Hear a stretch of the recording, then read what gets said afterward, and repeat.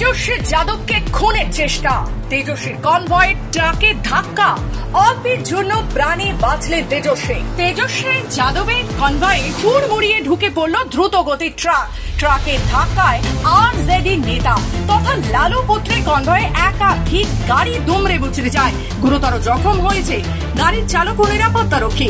ঘটনাটি ঘটেছে শুক্রবার রাত 2টো নাগাদ হাজিপুরে। তবে লালু পুত্র তেজস্বী কুমার যাদবের দাবি ঘটনাটি নিছকই দুর্ঘটনা নয়, তাকে প্রাণে মারার পরিকল্পনা করা হয়েছিল। পুলিশ সূত্রে খবর, শুক্রবার মাধেপুরা থেকে অনুষ্ঠান সেরে ফিরছিলেন তেজস্বী। 22 নম্বর জাতীয় সড়কের কাছে রাত 2টো নাগাদ চা খেতে নামেন তেজস্বী যাদব। ঠিক তখনই দ্রুত গতির একটি ট্রাক নিয়ন্ত্রণ হারিয়ে ঢুকে পড়ে তার কনভয়ে। দাঁড়িয়ে থাকা 3-4টি গাড়িতে সজোরে ধাক্কা মারে নিয়ন্ত্রণ হারানোর ট্রাক। গুরুতর জখম হয় তেজস্বীর গাড়ি চালক এবং পুলিশের এক সাব ইন্সপেক্টর সহ এক কনস্টেবল। গুরুতর অবস্থায় আহতদের সদর হাসপাতালে ভর্তি করা হয়েছে। তবে এই ঘটনায় তীব্র ক্ষোভ প্রকাশ করেছেন আরজেডি নেতা তেজস্বী যাদব। এই ঘটনাকে খুনের ষড়যন্ত্র বলে অভিযোগ করেছেন তেজস্বী।